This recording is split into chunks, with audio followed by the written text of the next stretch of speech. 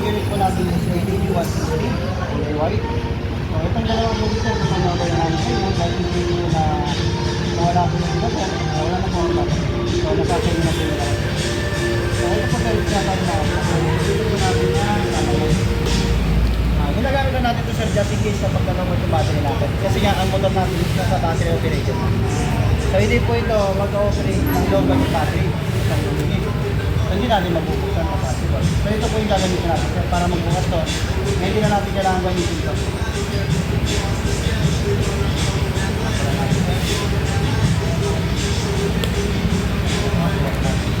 Natapat nyo lang po ito. So, ito po yung mga kasamang tools natin sir.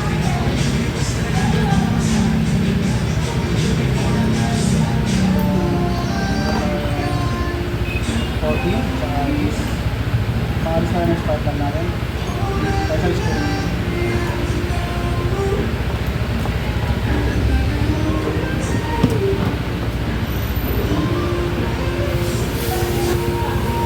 So ngayon sir, medyo matigas pa tayo lang sir na bago pa po. Medyo hindi pa masyado. Wala, tulad ng binabagsak mo na magala. Sayang kailangan mo lang. Push po pa.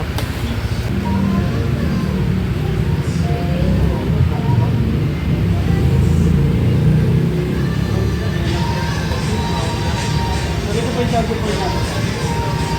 Kasi hindi na ako sa cellphone charger na po tayo mag-charger. Pinag-charge na po yung diretso. So, wag po natin gagamitin sir na hindi umandar yung makina sir. Kasi possible po ma-redrain yung battery na daw, battery po mag-start yung makina. Kasi pa, lalak natin yung motor natin. Sir, ito lang, pull mo, tapos pull mo lang. Dito mo lang sa lock. Tapos, pisilin mo. Tapos, pag ilalak mo yan sir, long press mo lang to na kailangan magre-red siya. Pag nag-red po, automatic na nakalak na po yan. So, response niya, nakalak na po. So, magawa ko yan pag inalak. So, pagpapatayin mo, pag i-on mo na yan, long press mo lang para mag-green. Green na, pwede mo na po. Tapos, long press mo lang ulit. So, na yan. Pag bubuksan mo yung seat, dito mo lang, saka fuel. Tatapat mo lang sa dito sa seat. Okay. Pag tumapat na yan, pwede mo na buksan yung fuel. So, automatic na yan. At saka yung seat. Pipisilin mo lang po dito. So, kailangan po nakatapat po yan dito. Hindi po siya mag-close. Pag in-start natin, ito namamatay. Pisilin mo lang ulit. Yun na lang. So, yung time natin sir, Saan po sa dyan? So, start natin sir.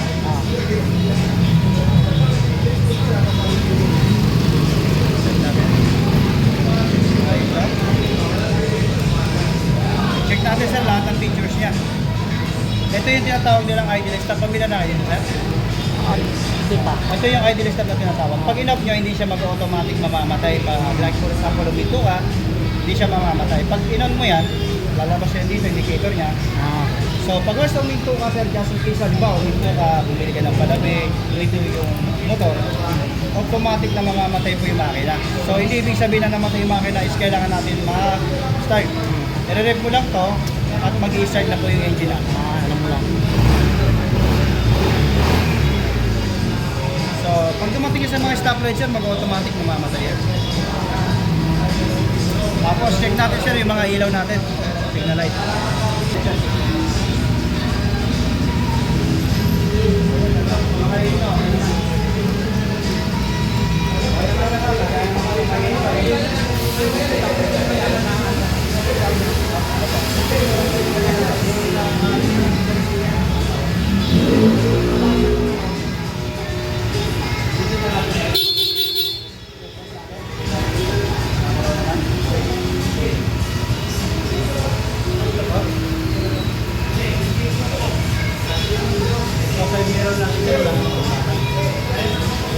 Dako naman tayo sir sa warranty.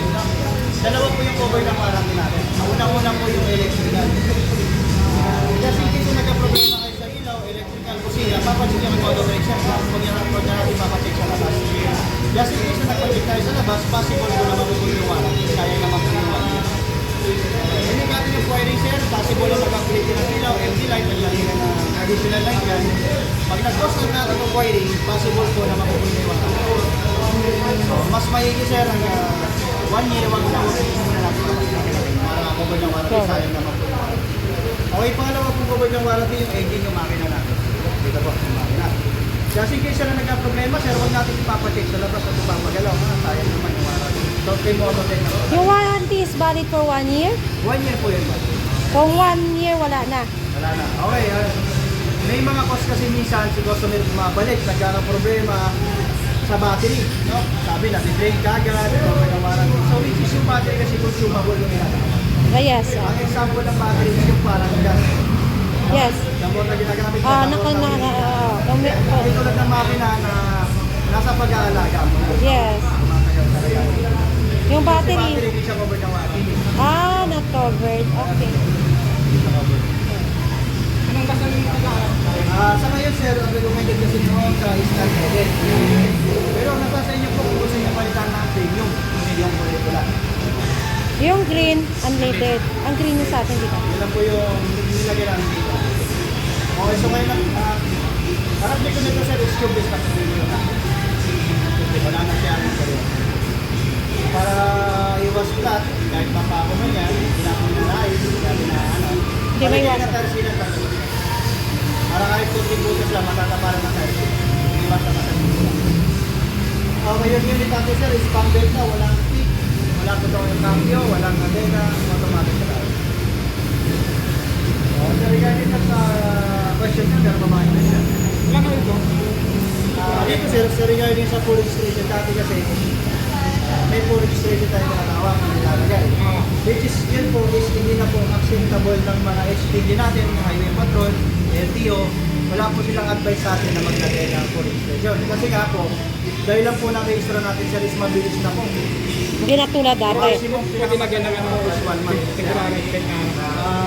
Not advisable. Patay na lang yun. Hintayin nyo na lang yun sir. Hintayin nyo na po. Kasi Hindi price kasi naman po yung Hindi unit kasi natin. kanya ito lang yan. Sa ngayon kasi sir, hindi po namin kayo ina-advise na bumiyahe ng malayo. Hanggat maaari, dito lang po sa atin. Pero kahit dito lang sa atin, mag-ingat din po tayo. Meron kasi tayong mga nakakasalang po minsan sa mga police na masyadong standard, may fit, na kaya naman palampasin ng tao, pero inaano pa rin yung Eh, tao. paano kung sa school? Pwede naman po. Yun nga po, nasa inyo po Galing na yun. yung papel. Basta wag lang po pa uli. Pwede niyo po bumiyahe kahit saan, wag lang po uli. Okay. Kasi panghatid sa Kasi school. just in case na nagka-problema tayo, bawa, hindi natin na inaasahan, no? Yes. Hindi naman natin expect na natigita kayo, may lisensya naman ito. Yes. Kaya ano Meron. mangyari. Which is hindi na po yung accountability ni Mototech, nasa inyo na po. Yeah. Okay. Kaya na, mag-start, mag-ano.